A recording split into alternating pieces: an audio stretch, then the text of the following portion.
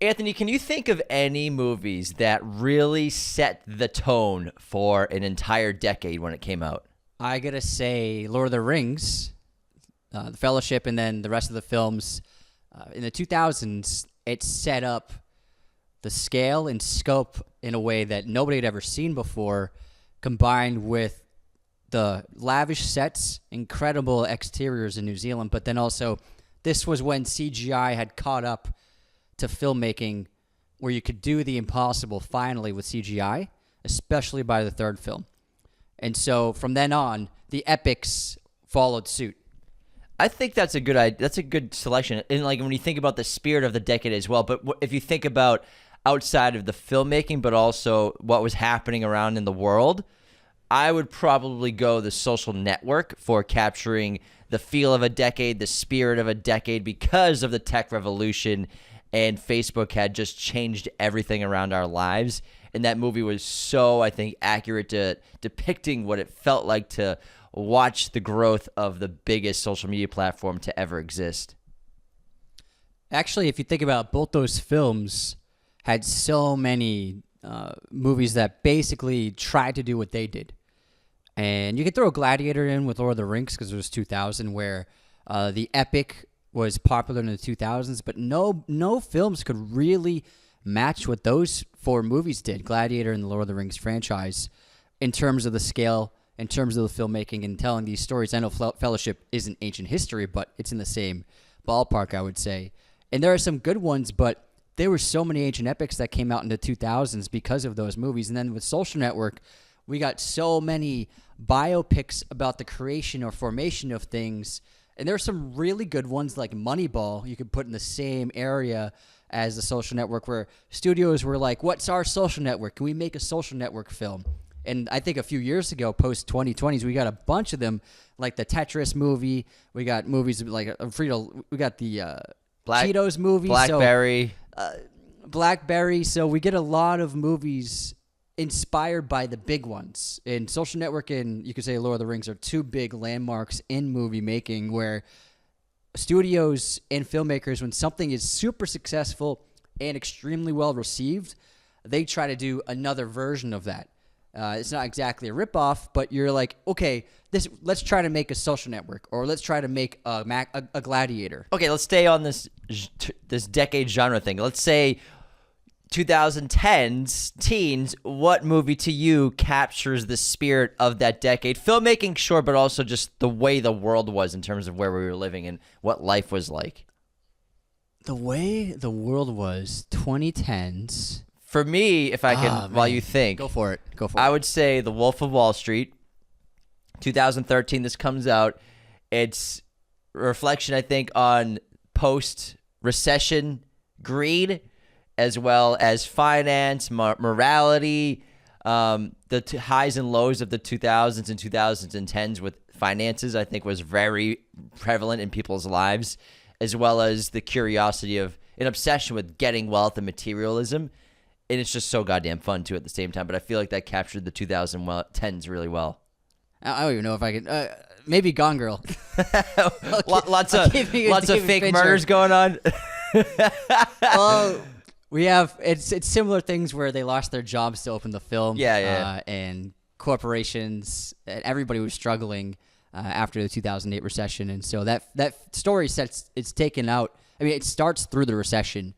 And that story wouldn't exist if there wasn't a recession. That's a really good point. And, there was a boom of wives faking their husband's murder of themselves and then trying to get them to go to prison for the rest of their lives. That was booming as well. So great pick. So popular. But also it's a great depiction of issues in terms of relationships with between men and women. And the early days of toxic masculinity discussions and cancel culture discussions.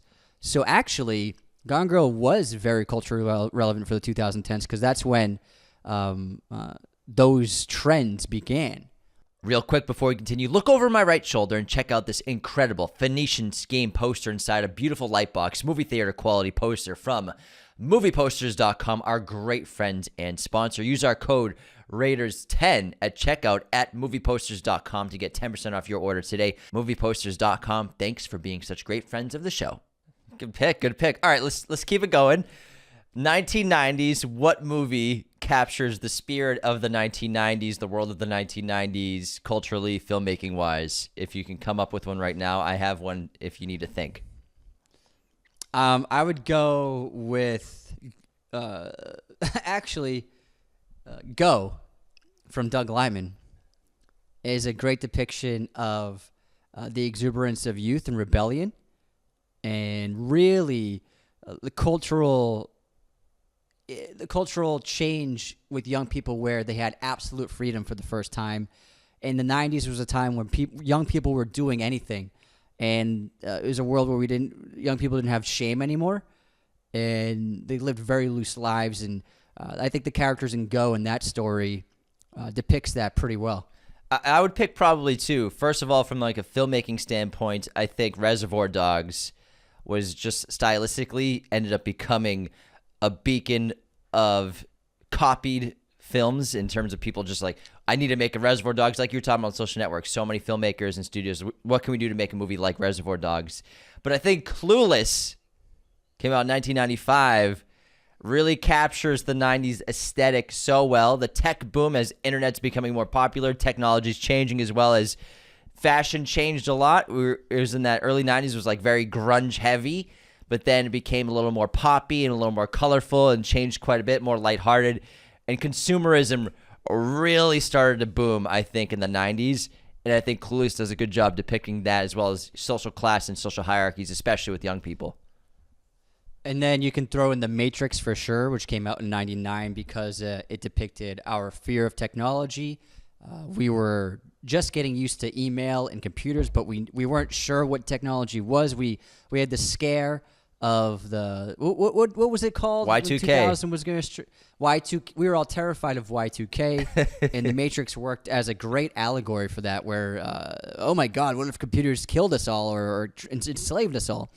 On top of that, The Punch, a modern neo-noir, and it was so ahead of its time, but also culturally relevant in terms of who these people were. I think the culture of the hackers, and then with filmmaking, I think it really captured what filmmakers could do at the highest degree of artistic caliber with a large budget and changed things forever. But I think it was a really iconic depiction of the technology of the 90s. All right. Good shit. Good choice. Let's go back. Let's go back to the 1980s now. What movie from the 1980s, in your opinion, captures the spirit of the decade, the filmmaking, creatively, culturally, of the 1980s? Can you go first if you have anything prepared already? For me, it's The Breakfast Club. I think it was just so accurate depicting what youth culture was like at the time in the 1980s. It comes out in 1985, as well as culturally really relevant with materialism becoming popular, post-Cold War aspects of it, and denial, you could argue. The whole rise of suburbia and that suburban identity was really big in that movie.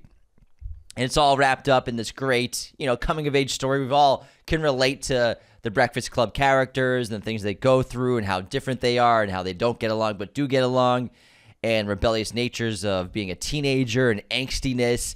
But I think like the fashion, the culture, the underlying tones and the humor are just so culturally relevant to that era of the 1980s, and it still has lived on as a comedy classic. And John Hughes in general was so great at capturing a moment in time of terms of culture in all of his films. And I think he was one of the best filmmakers at doing that, especially in American culture, obviously. All of his films just feel like so rich with detail, accurate detail, not overdone like when people make movies that take place in the 80s today and everyone's got like windbreakers and they're listening to talking heads and it's just too much. This one was like, this is what kids were actually like in the 1980s. Great pick. You could also throw Fast Times at Ridgemont High there.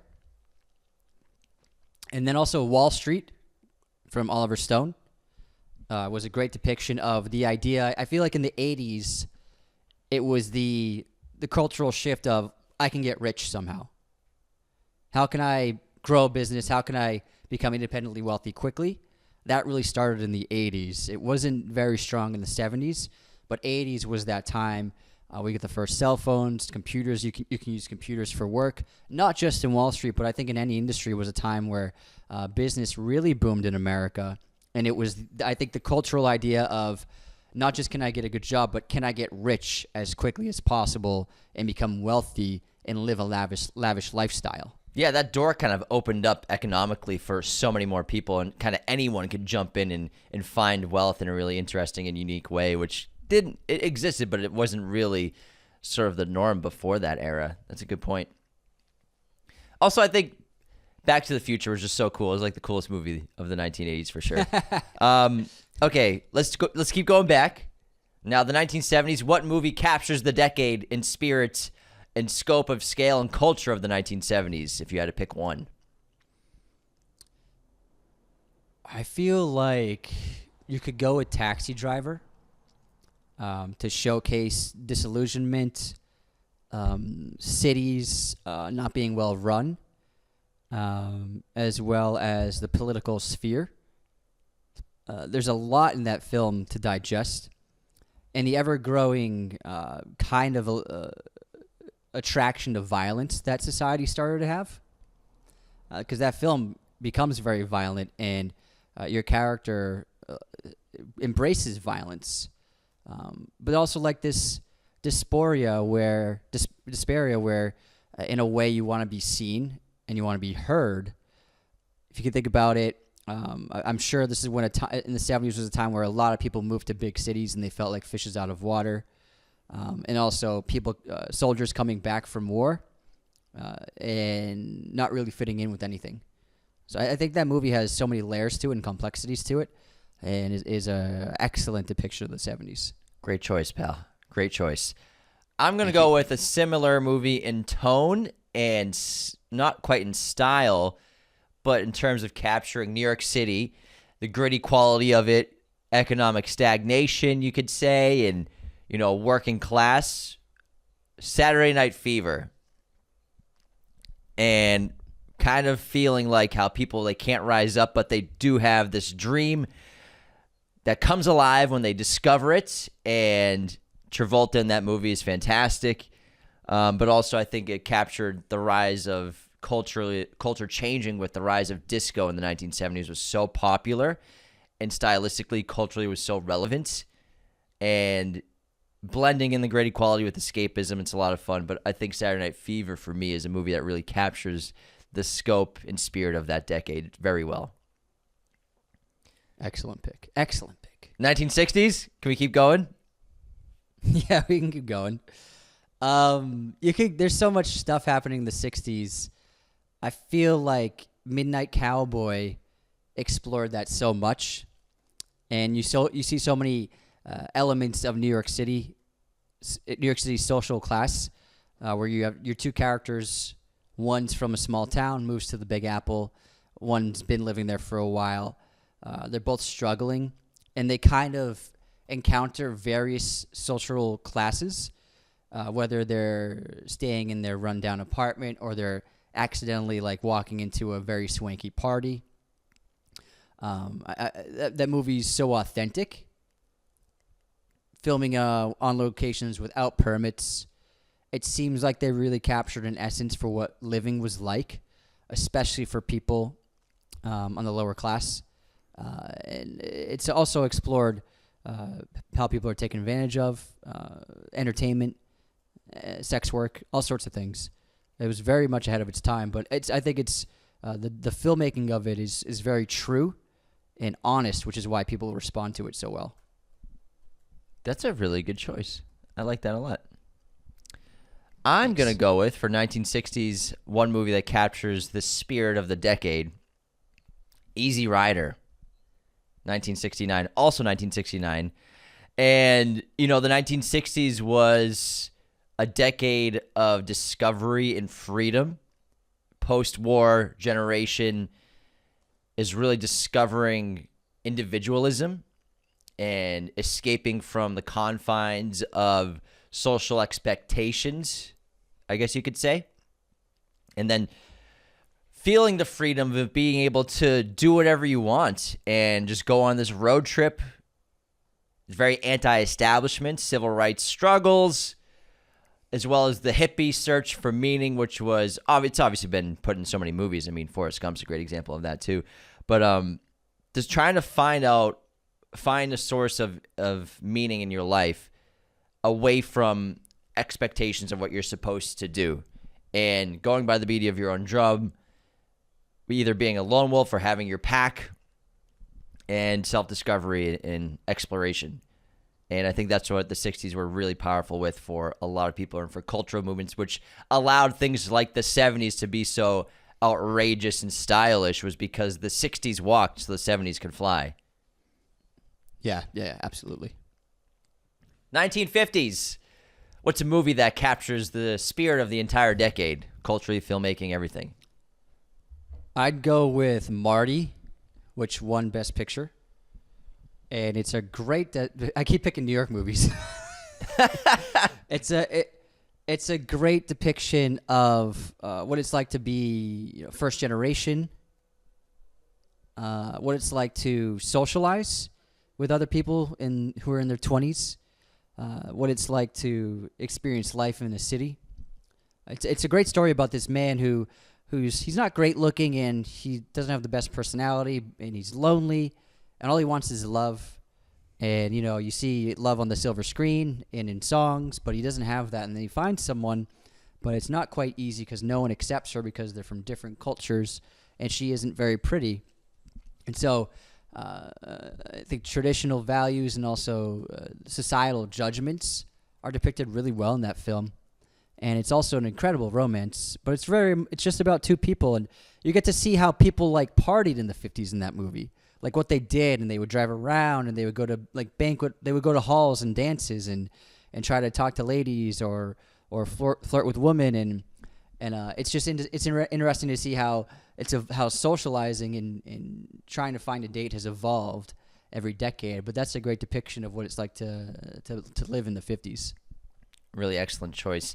I think for me, 1950s, Rebel Without a Cause is sort of the go-to, and I think captures not New York, but Los Angeles, suburban identity, conformity, and rebelling against that so well. Post-war youth rebellion. James Dean is a rock star in this movie, and the guy starred in a handful of movies and is still one of the biggest movie stars to ever live. Died at such a young age, and this movie is one of the main reasons why. Shifting family dynamics. He's in a dysfunctional family, and also exploring his anti-establishment and very rebellious nature in a new kind of world post World War II. And I think it's just stylishly, aesthetically, really superb, and feels like that's what people were like back then. And I think it's fantastic. But for me, that's the movie that captures the spirit of the 1950s. Awesome pick. 1940s. Let's just keep going to the end, man, to the start of film. 1940s, what's the movie that captures the spirit of the decade? The Bicycle Thieves, the Italian film. It's about a man and his young son. He relies on his bicycle for work. Their bicycle is stolen, and now they're trying to find it. It showed how desperate life can be for most people. I mean, we live in a life of luxury, just having we have supermarkets, and we all have very good paying jobs, and many of them are quite easy compared to the past. And this showed how sensitive everything was. You lived for every day, and so something simple like your bike getting stolen now, nothing happened. You just get a new bike, but this man's bike is stolen, and that's everything for them. So I think culturally it showed the desperation in everybody to survive, and how difficult life was, and how we take things for granted. Most people back then lived in poverty, all around the world. We're not just talking about Italy. So I think that it showed the frailty of life in the emerging industrial age. But also showed how rough life was, but still filled with love and heart and family. I love that pick. Very Dardenne plot, honestly. I'm going to pick for the 1940s Casablanca, 1942. This is one of the best movies ever made. This is iconic. Everyone's seen it. I hope so. Humphrey Bogart, Ingrid Bergman, directed by Michael Curtiz. It's really just a timeless romantic film set in the backdrop of international political war and strife and conflict and uncertainty, which I still feel like crops up all over the world every year. Uncertainty with political drama and political strife and conflicts. And, I think that the moral dilemmas, the sacrifices that people make, as well as the existence of romance still being alive with new people, shows the hopefulness of humanity in so many different ways. Plus so many iconic scenes, the wardrobe, the setting, the style, the cinematography. It's just a gorgeous film. But that's, for me, what captures the 1940s spirit. Great pick. 1930s. What's your 1930s film that captures the spirit of the decade? Fritz Lang's M. This is about basically society hunting down a serial killer in a way together, criminals and cops. But it showed the early days of law enforcement. I mean, law enforcement isn't actually that old of a thing. And it really cities started employing people in the 20s and 30s. But before then, there were just constables, people who did it voluntarily. So this is an interesting depiction of law enforcement of the day, and like that aspect of a society, of a government, basically being formed. Not that it was formed in this movie, but so it's a great depiction of it, and also the fears of it was very easy to commit a crime and get away with it. Great pick. 1930s for me, the movie that captured the spirit of the decade, culturally, filmmaking-wise, The Wizard of Oz, 1939. This is really an important film, not just from a filmmaking standpoint, but because it reflects the Great Depression so well and the hardships that people were going through on a massive scale. The majority of the population was in extreme poverty everywhere. And in America, through this Great Depression, people were craving escapism. That's the whole metaphor for Dorothy leaving Kansas. It's all this journey of hope, resilience, the search for a better life somewhere to escape economic turmoil. It's so fantastical because it has to counter the complete nightmare of what life was like for so many people every single day of their lives. And I think it's just a beautiful film and still culturally relevant today. Okay, let's do one more decade. The 1920s. What are you gonna pick? I'm gonna go with a film called Pandora's Box, which is an incredible film. It's one of the best silent films, and it's about basically the emergence of eroticism in culture and society. It's about a young woman who's basically extremely lustful, but the society around her is so rigid and constrained. And so she ends up becoming a sex worker, and her lust creates havoc for those around her and causes a lot of problems, hence the title Pandora's Box. But I think it's all a great metaphor for, we're so used to sexuality and sensuality and lustful behavior on a daily basis. Now it's very normal. But back then in the 20s, it was a very small number of people who participated in anything like that. So it showed the very start of that in our culture. But I mean, other ancient cultures were into that stuff, but I'm talking about Western society. So it's a great depiction of that, metaphorically, as like the beginning and the emergence of these ideas and these ways of living and these lifestyle choices. Great pick. My movie of the 1920s that captures the spirit of the decade, Fritz Lang's Metropolis, 1927, one of the best films ever made. And German expressionism, sci-fi, just a landmark in silent film, but also just does a great job at depicting this dystopian future which mirrored the world at the time so well. I mean, if people think wealth disparity is strong now, it's the 1920s, and wealth disparity is shockingly drastic compared to today. And also the rise of factories and cheap labor, which obviously still exists, but was so huge in America at the time, just showing the oppressive control that corporations and the wealthy had on the destitute and the poor. Class struggle, dehumanization, as well as the change of technology and how it affects society in general in terms of what it does to the lower class citizens of the world compared to the higher class, where the higher class gets all the benefits. They're at the top of the ivory tower, basically, whereas at the bottom, underground, are all the workers covered in soot and coal, doing all the work, working themselves to death because of the change of technology as well.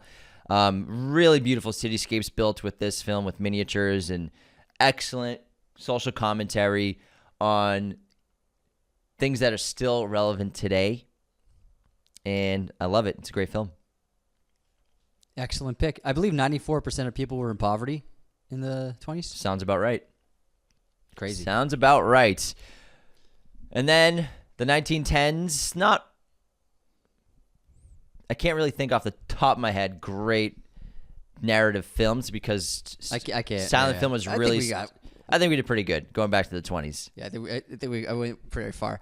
Speaking of great movies, I'm here in Vienna, and I just did, for any fans of the Before Sunrise trilogy, I just did a little walking tour, just the two of us, of some of the locations from Before Sunrise, which was really cool. And we went to places like a few alleyways. We went to the place where they took like the mental photograph of each other near the end of the film. We went to the cafe where they did the phone call with their hands. And I had a fucking amazing strudel. And it's really cool. We saw a bunch of the locations. You kind of have, there's like no real, like, nothing's on the map or Google Maps, so you kind of have to find them all yourself. But it's really, we went to the record store, and there's a poster of the movie in the record store. So cool. And then I sat on the ledge where they're lying on the ledge and chilling, and it's like you're like 60 feet above the ground below. And so I laid back on that ledge. So it was pretty cool to see the filming locations.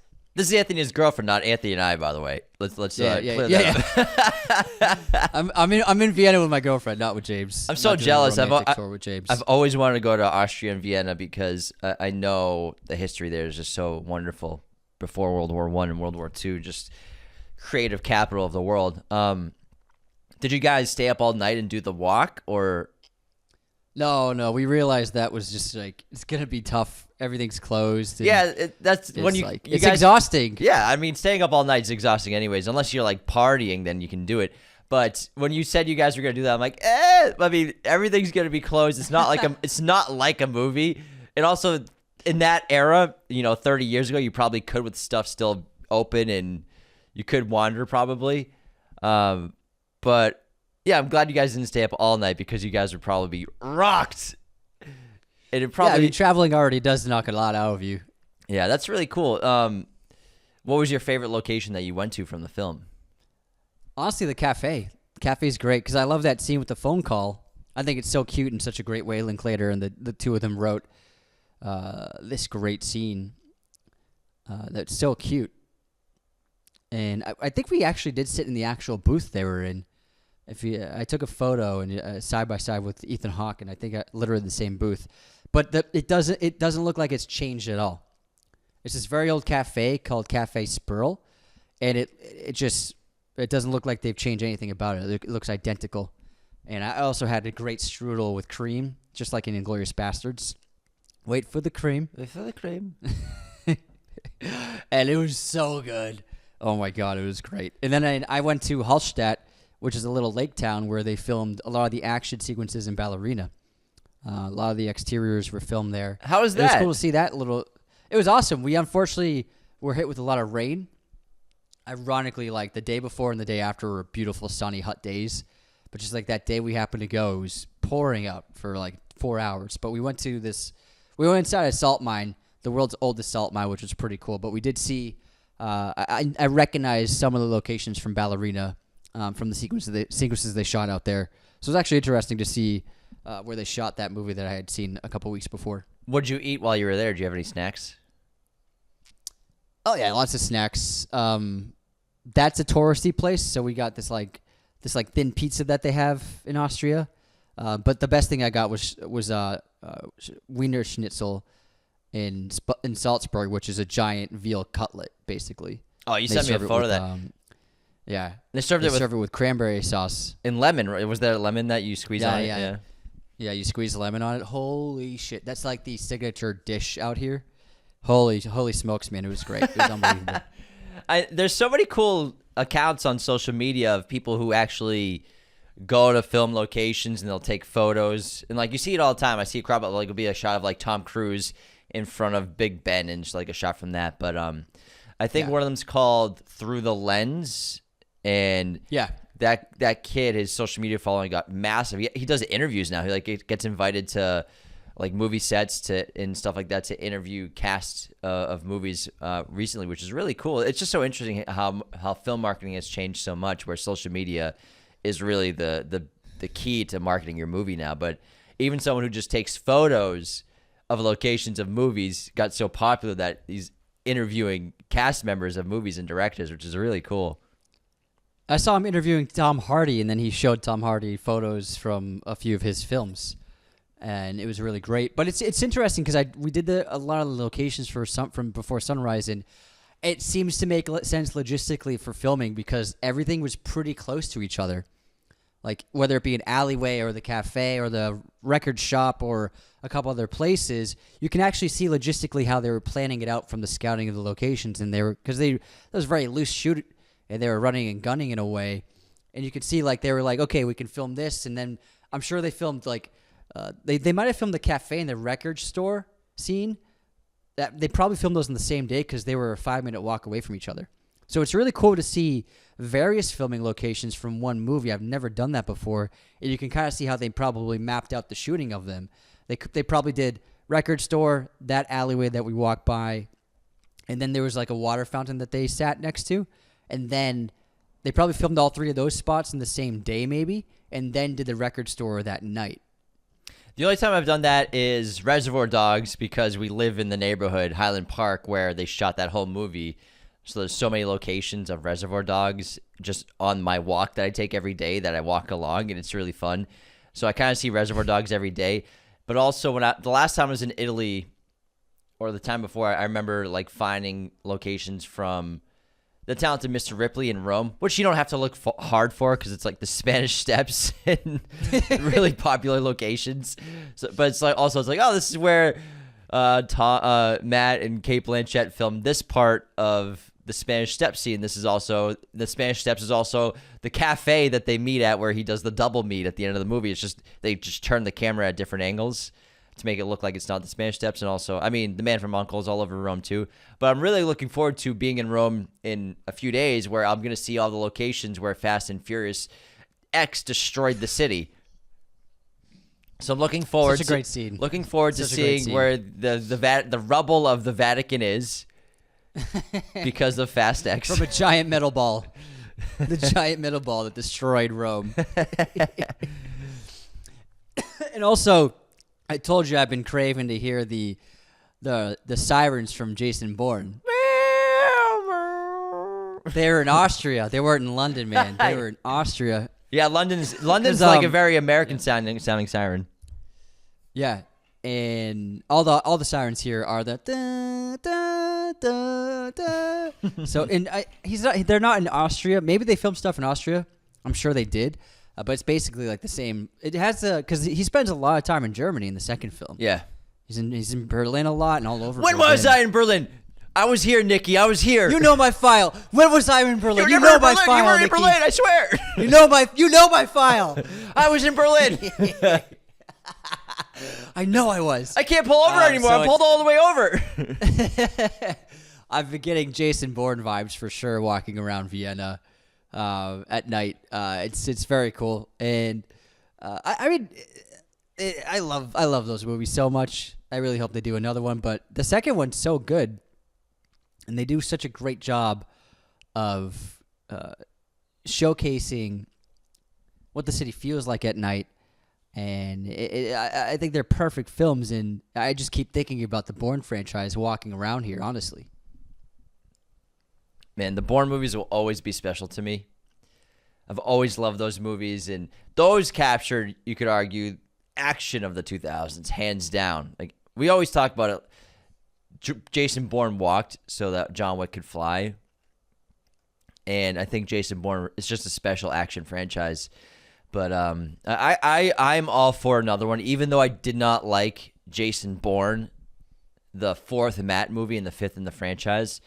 I would be so up for a new Bourne movie with a great director coming in, because I know Paul Greengrass isn't attached to it, but the guy from All Quiet on the Western Front, yeah, he's attached to it, which would be amazing. But it doesn't seem like that'll happen for a couple more years because he's making a different movie right now. But let's run to our intermission real quick, and we'll come back because I want to talk about. I watched a Tom Cruise movie last night that I'd never seen before. Ooh. And I've only not seen like 4 of his movies, and this one I had never seen. It's a Ridley Scott movie as well, and I watched it last night. It was a trip. Now, before we continue, the best way to support Raiders of the Lost podcast is to become a patron today at patreon.com/Raiders of the Lost podcast, where you get access to weekly bonus episodes, access to the ad-free version of every single episode, as well as access to our Discord, where we have watch parties and all kinds of cool, fun chats and threads. Everything's happening on Discord. Become a patron today and support us, because it's the best way for our show to stay alive and keep going. It pays the rent, basically. And without our Patreon, we could not do the show full time. So thank you so much for our support. For your support, go to patreon.com/Raiders of the Lost podcast. Another great way to support the show. Leave those comments on YouTube. Like the videos you're watching. Subscribe, as well as leave those 5-star ratings and reviews on Spotify and Apple. These ratings and reviews help us get seen by new people, help us chart on podcast platforms. I just love to read written reviews out on the show. It's one of my favorite things to do every single week, because I like to immortalize fans on Raiders of the Lost podcast forever. So go to Apple Podcasts, leave a review written, but also if you just want to rate it, give us a 5-star rating on Spotify or Apple. These really do help us so much. Plus, sharing us with your family and friends is an amazing way for our podcast to grow organically. Word of mouth is the best way for that to happen. So share our episodes, share our content. Instagram story shares is so huge for us. Engaging with our videos on TikTok and Instagram, leaving comments, leaving likes, sharing. That's what helps us get these jobs and cool opportunities. So thank you to everyone who does that. See you on the TikToks and Grams. This episode, of course, is sponsored by our great friends at movieposters.com, the #1 place to get your posters online today. Be sure to use our promo code Raiders10 to always get 10% off your orders, and the affiliate link in the description of this episode, as well as our social media bios. They have a gigantic selection of pretty much every film and TV show imaginable in their poster library, just like that amazing Phoenician Scheme backlit poster behind James. That thing pops. If you want to get some cool backlit posters, go to movieposters.com. It makes your home look like a cinema. They have everything from international films, anime, foreign films, classic films, you name it, they got it. As well as for all the collectors out there, very rare original prints like lobby cards, movie stills, and actual original movie posters from way back in the day of your favorite classic films for all the collectors out there. Go to movieposters.com for all of your poster needs. Use the coupon code Raiders10 to always get 10% off your order, as well as the affiliate link, which gives James and I a little cut of the action. All right, Anthony. Do we have any unsubscribes to bring up today?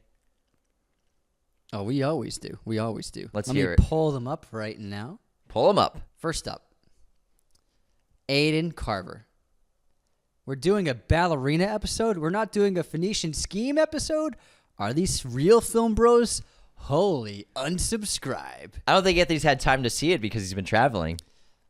Yeah, I'm traveling through Europe right now, and we saw Ballerina while I was basically living in London for a month. So I haven't seen a movie. I haven't been to the movie since that. So we'll get to Phoenician Scheme once I have time to see it. I'm forcing Anthony to see How to Train Your Dragon in Italy. They're not playing Phoenician Scheme there. Next up, Ryan Cower. After scouring episodes, I must unsubscribe until y'all do an episode on Fallen Angels or just on One Car Why. That's a great pick. Why not? Benji Verdu. Oh, wow. Oh, wow. Wow. Might have to unsubscribe. 1993 to 2002 is 9 years. In 1992, he was A League of Their Own. An absolute amazing movie. That's from a Tom Cruise clip.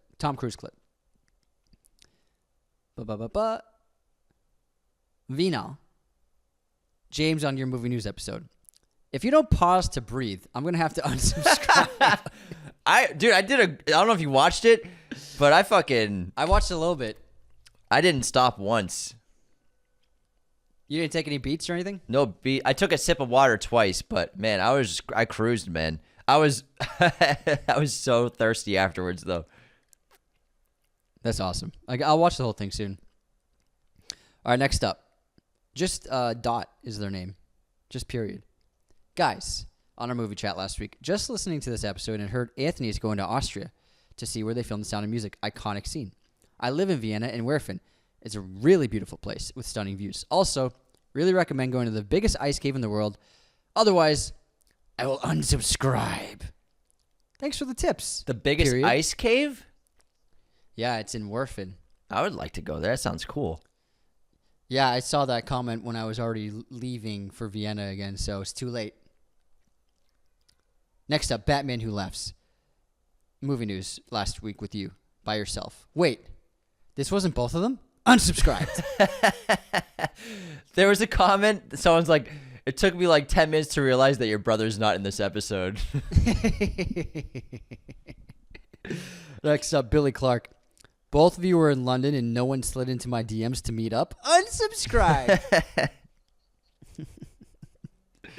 Sorry, bud. We were busy. Next up. Levi. Quoting James. My life is dope and I do what I want. This is my new quote for life. If I unsubscribe, I will never get this quality wisdom elsewhere. James was just like, yeah, my life is dope. Just jokes. Right, Alex just Guzman. jokes. Been listening to you guys' awesome pod for a full 8 hours every workday for the past month. Whoa. I hope you've been doing some work. That's awesome. Fuck yeah. Love everything you guys have been going on, from your full series movie reviews to the most niche tier list I never knew I needed. Especially love your Alien, Star Wars, Dune, HP, and Nolan content. The banter and lighthearted energy you guys bring is top tier and is making these gloomy Perth days a whole lot better. Keep up the awesome work, legends. Unsubscribe. Thank you. Thanks, Zach. That's so nice. Title credit sequence. Last week's movie chat. Zane, the fact that you didn't mention Superbad's opening credit sequence of Michael Cera dancing makes me unsubscribe. Oh, great pick. Yeah, we're just going off the cuff, man. There's so many that we didn't even talk about, but I mean that's a really good one. Oh man, that's one of my favorites this century for sure. Finally for today, Jai. Hey guys, just saw a movie you might like that you haven't mentioned yet. It's called Sinners. The amount of DMs of Michael people B. like Jordan. It's a really good movie. Surprised you guys haven't mentioned it. Oh wait, you have? Unsubscribing immediately. we keep getting comments because of that one reviewer who thinks we didn't do an episode on Sinners. It's just really funny. It's really funny. Never heard of that one. All right, finally, our last one, Film Mike. Hey, fellas, just saw Jaws on the big screen for the 50th. So amazing to see. Of course, I had to hear your Jaws episode right after. Keep up the great work. Keep mispronouncing words and names. And if not, then I must unsubscribe. The first person to promote that. All right, yeah, we'll keep it up. When did we do our Jaws episode? People love it. Oh, that was a long time ago. We might have to redo Jaws. Yeah, that was a long time ago. We have a great 5-star review from Austin Rock. The ultimate film and TV podcast, subject line 5 stars. Anthony and James have been my go-to film and TV podcast for a long time now. The effort they put into each episode is unparalleled. I rely on their weekly movie news episodes to keep me updated on every important update in the film industry. What I love the most about Anthony and James is their authenticity. They do not form They do not form their opinions based on general consensus online. I have followed other film and TV content creators who changed their opinions on films because of internet trends. Same, bro. I see that all the time. It really irks me. For real. They're not afraid to admit they love a film just because it is being criticized online. This is refreshing in a world filled with film and TV content creators who just follow the crowd and engage in groupthink. You get us, man. You get us. Beyond this authenticity, Anthony and James have incredible banter and humor throughout each episode. It truly feels like you were hanging out with two friends who love movies just as much as you. I really appreciate that review, Austin, because Anthony and I, we bring up to each other all the time. Like people, they'll criticize us for just liking a movie, but then they'll groupthink, say all of the same things about all these specific movies all the time. Austin, you get it. I mean, we liked Ballerina, and we got so many comments and content saying, like, these guys were paid. This is a paid review. Like, how did you like this movie? What's like your actual opinion if you didn't go to the premiere? What would you literally criticized it for 20 minutes at the end. Legit, if you watched the full episode, 20 we were minutes of very criticisms. critical of parts of Ballerina, but I enjoyed that movie. I had a good time. How to Train Your Dragon. I fucking love that movie. The movie was sick. Of course, there are things that worked better in the animation, in the animated version, and it's not perfect, and it hits all the same beats shot for shot many times. It's still a good time. And I started doing my running reviews again, and but I also just talked about it. I made a tweet, I think, and people came after me for a tweet about liking the movie. It's like, guys, first of all, what'd you say in your tweet? In my Letterboxd review, but I just said I liked it, and I talked about the things I liked about it, but the movie hasn't even come out yet, and people are already forming their groupthink opinions against it because of the people already starting all that content against it existing.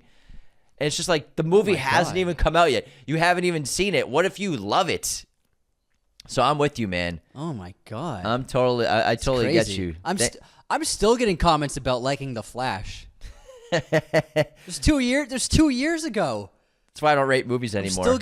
I'm still getting comments about it. But let's get back into the episode. But I did start the running account back up again. I never deleted the account, so I've done 5 running reviews in the last week. What'd you do? I gotta watch these. They're the James Loves Movies TikTok? Yeah, it's just James Loves Movies.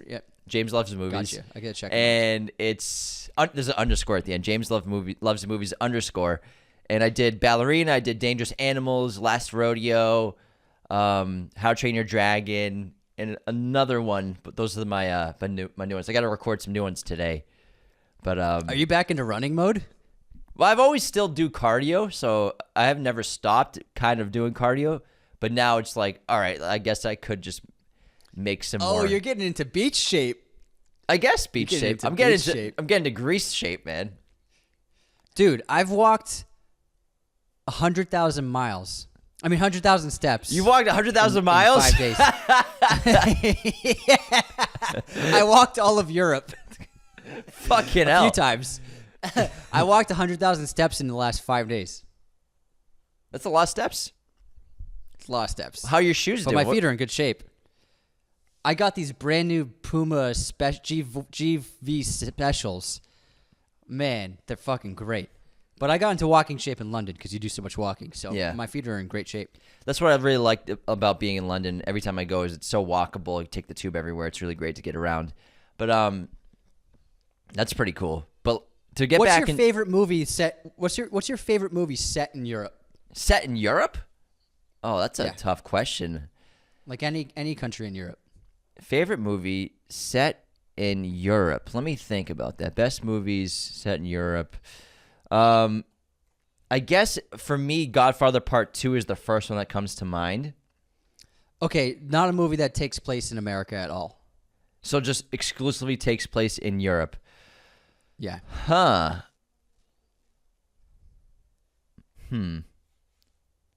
That's a tough question. There's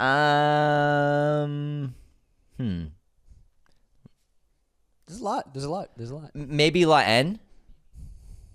Great one. Why? Maybe La Haine. I love La Haine. I think it's just a really, really well-made movie. I love the characters. I love, obviously, the thematic elements, which are still relevant today. The filmmaking is so minimal and so gritty, but also so poetic at the same time.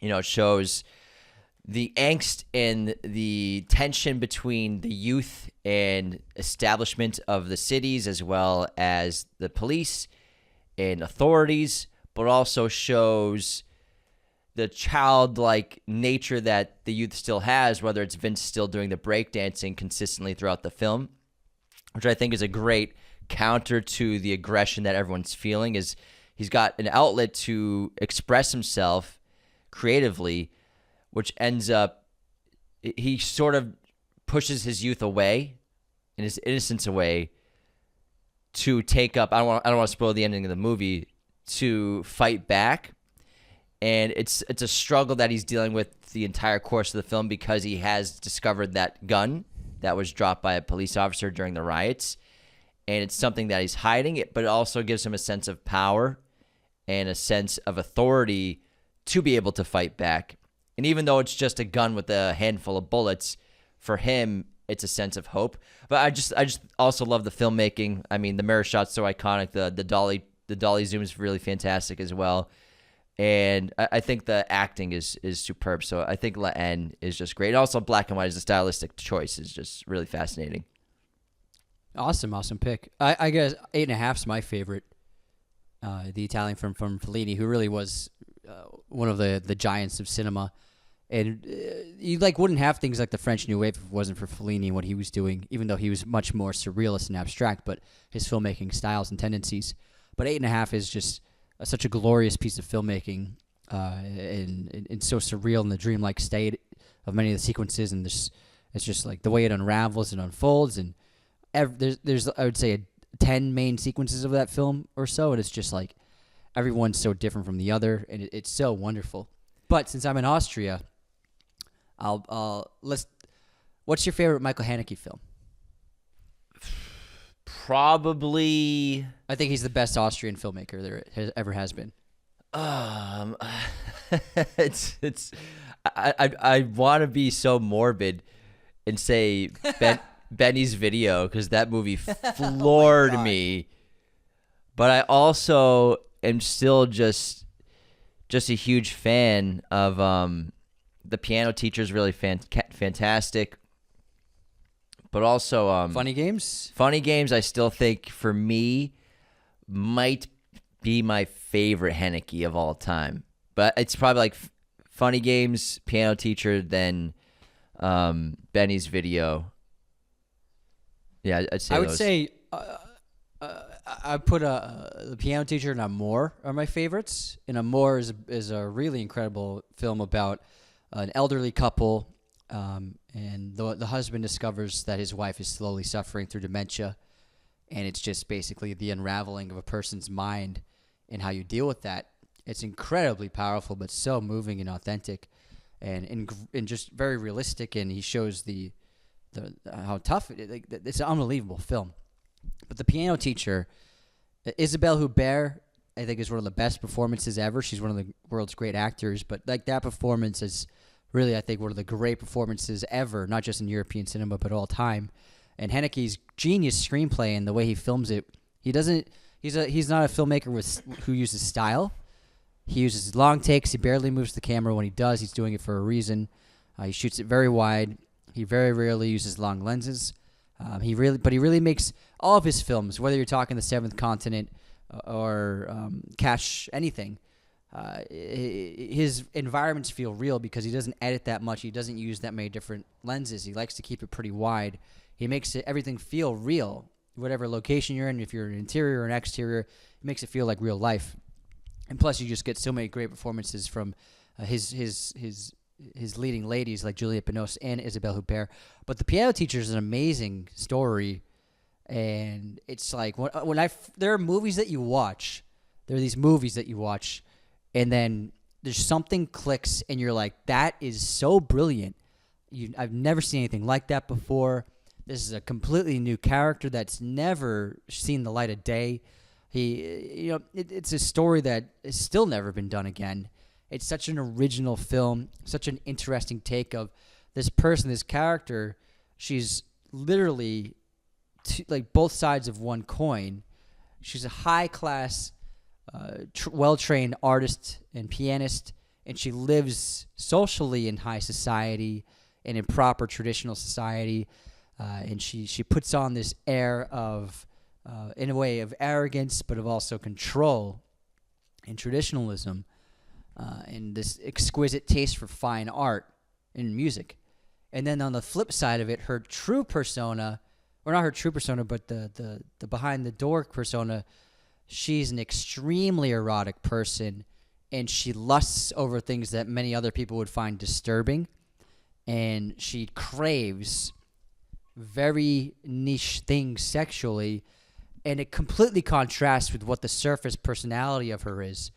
And it's an unbelievably extraordinary depiction of a character, one of the great character pieces of all time, and I think one of the great characters of all time.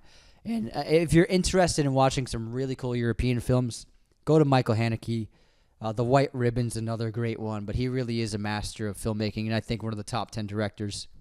Well, what would be, from a blockbuster standpoint, your favorite movie or one of your favorite movies that takes place globe-trotting, mostly in Europe, but all over the place? Gotta go with Jason Bourne's The Bourne Identity. More Bourne. Like, honestly, I think my most watched European-only movie would be Bourne Identity or Bourne Supremacy. Yeah. Although Supremacy, the opening is outside of Europe. But then another one, I think the best international blockbuster maybe would be Inception. Inception is almost entirely takes place. A lot of it takes place in France. Yeah. A lot of it takes place internationally. There's really only 2 scenes that take place in America, right? And that's just him with his kids. But there's a lot of scenes in Asia. Yeah, Mombasa as well. So it's a globe-trotting film. One. But a lot of it, even though it technically takes place in France or in Paris, in France, but you're in dreams for a lot of it. But I think for me, I think Inception's got to be one of the best international blockbusters. I mean, if you're gonna ask like for a big blockbuster or even an action movie, Ronin is a really good one all over Europe. Yeah, Ronin's good pick. Starring Robert De Niro, and that's a really great espionage film as well. And again, I mean, James Bond's all over Europe. There's so many Bonds you can choose from. But I really like Ronin. There's a great car chase. It kind of paved the way for what Bourne could do. And I think Doug Liman absolutely borrowed from Ronin. Ronin just doesn't have it's very good, but it's not quite a perfect film. It's like, I think the Bourne movies are perfect, but it is extremely good movie. And it's a big action espionage film. Yeah, Ronin's solid, but I think maybe the ensemble gets in the story's way sometimes narratively because there's a lot of characters. But De Niro's really great in that film. It's a lot of fun. Sean Bean's really good too. But yeah, I want to go back to, I teased that I saw a Tom Cruise movie I'd never seen before last night, directed by Ridley Scott. Do you know what I'm talking about? You're talking about Legend. I'm talking about Legend. Have you ever seen this film? I saw it years ago. It's been on my radar for a while, and I've always wanted to watch it. I've seen the memes because Tim Curry plays basically a giant version of the devil, personified like the son of the devil. And it's so fascinating because Ridley comes off Alien, 1979, Blade Runner, 1982, and then he goes and makes this crazy mythical fairy tale in 1985, starring Tom Cruise and Mia Sara, who plays the girlfriend in Ferris Bueller, also is in The Life of Chuck. Life of Chuck. Fast Times? Wait, no, I was thinking of Ferris Bueller. My bad. Yeah, so like I said, Ferris Bueller. I think you've walked too many hundreds of thousands of miles, Anthony. Your brain's getting a little rotted. This it's so outrageous, and I recommend watching it with like some alcohol or like if you smoke weed. It's a trip, man. It's a fucking trip. But the production's really great. They built so many sets. Massive sets for this movie. I was blown away by the production design and the scope and scale of what they built. It's basically it's an original fairy tale that kind of references other fairy tales as well. It's about this innocent, pure princess who likes to escape the royalties of her life to be amongst the normal folk in the woods and with mythical creatures are kind of there. And Jack, played by Tom Cruise, is this jungle boy, this forest boy that she's in love with, and he shows her these 2 unicorns that are the cause of good existing on the planet, and without the unicorns alive, darkness will take over the world. And as they are seeing the unicorns get killed because the devil's son has sent out his goblins to kill the innocence that he's sensing in the world so he can take over. And basically the whole world turns upside down, and it's just all darkness, and they have to save the day, basically. But it's so fantastical. It's actually really funny as well. And it's all practical filmmaking, man. It's just all done in camera. And I'm telling you, these sets are astounding. Enormous. They built so many forest sets and wood sets, but also these enormous, elaborate interiors of these castles and dungeons and hellscapes. It's so well made and so fun to watch. It's definitely aged for sure. It hasn't aged. It's not timeless really anymore. Not like Alien or Blade Runner feels timeless. But man, you can see what really he's going for. He took a shot with this movie, man. And Tom, he just commits so hard into this role, man. Tom commits fully into this crazy fantasy movie. He still has a bit of a unibrow. The teeth are big. But man, he goes crooked? Not quite, not as crooked, but I feel like his teeth were a little bigger than they are now. Everyone gets work done on their teeth in Hollywood, basically.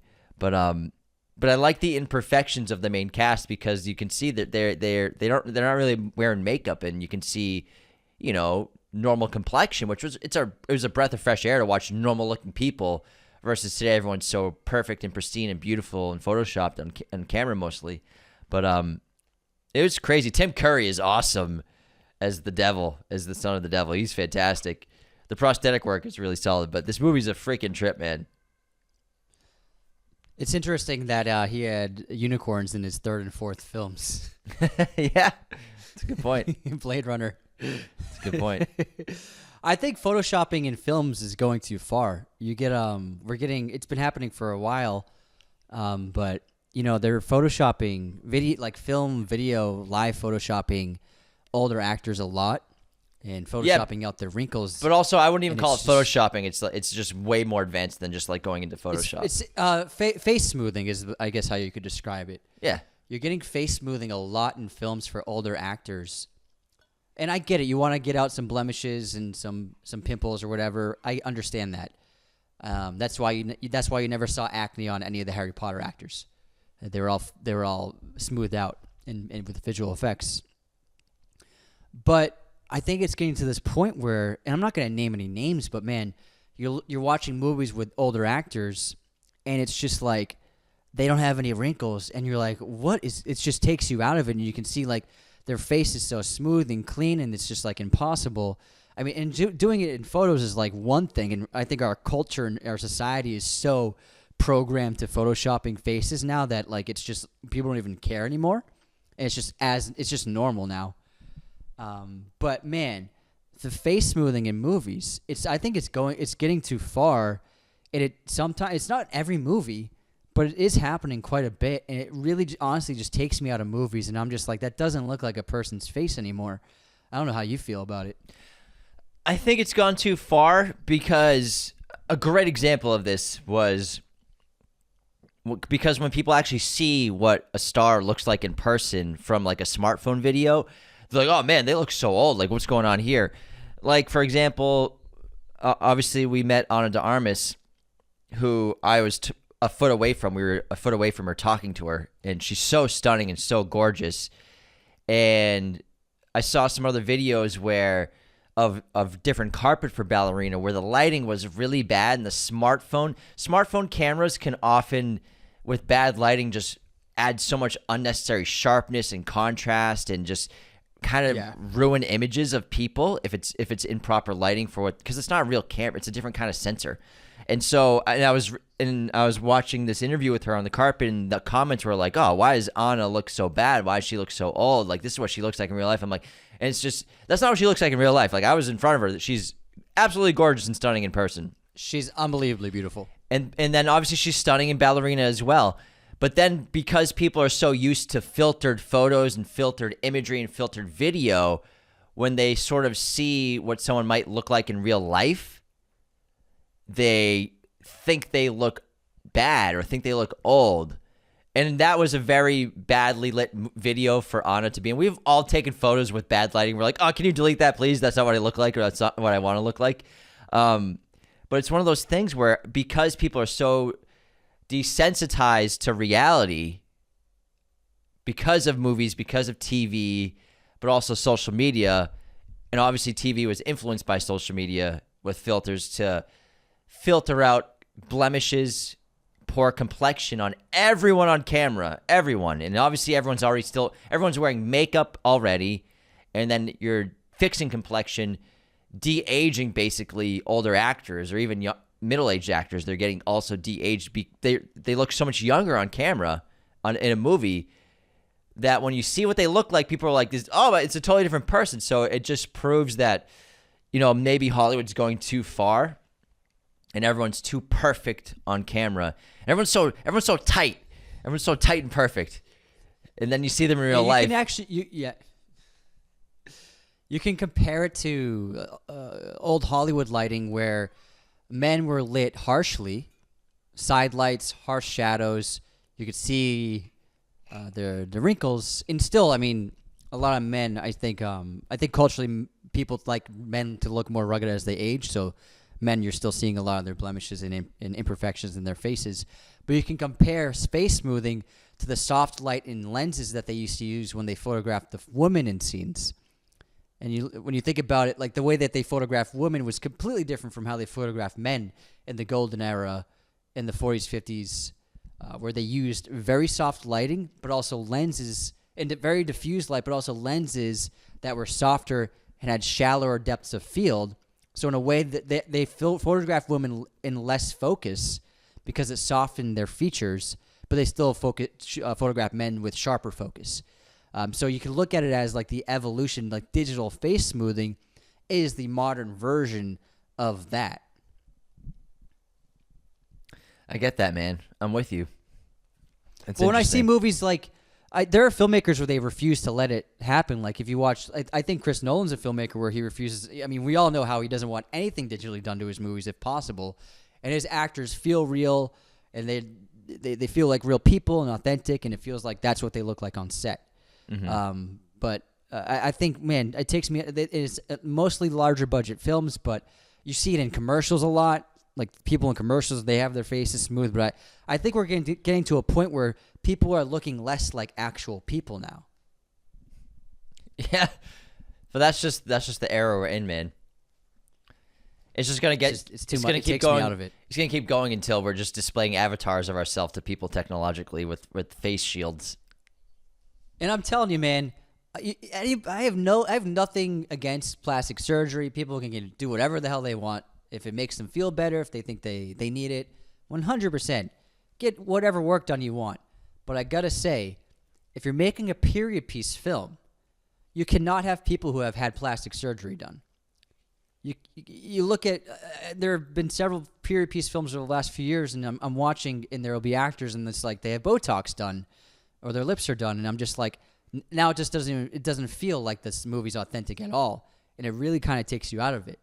I feel like at filmmakers, if you're making a period piece, like you gotta make it feel authentic, and the way people's faces are, if they have a modern face, they don't fit into that world, and there's nothing wrong with having things done to your face, but if you're doing a period piece, something set in the 1600s, you can't have actors who have had work done. It just does not compute.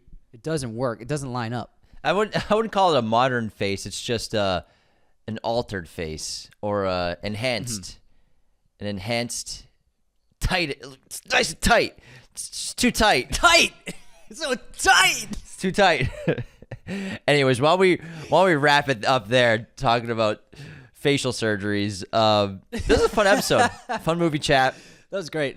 Fun movie chat. Anthony, I'll be meeting up with you very soon. I'll be in Rome in 6 freaking days. Wow. And then we'll be meeting up with a bunch of the fans in Greece for our cool Greece trip, which I can't believe is already around the corner, starting the 20th. It's going to be epic. 21st. I can't wait. Anthony and I will be in Greece on the 20th to prepare everything, and then we're going to meet up with a bunch of the listeners and fans and the boys, and we're going to be having a great time exploring the history and culture of Greece together as a team. It's going to be a lot of fun. I can't wait. But as usual, guys, thanks so much for tuning in.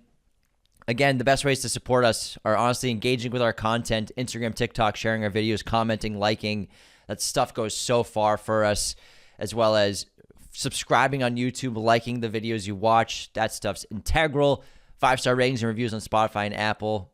You all know the deal. Become a patron today at patreon.com/Raiders of the Lost Podcast, and take care. See you next time.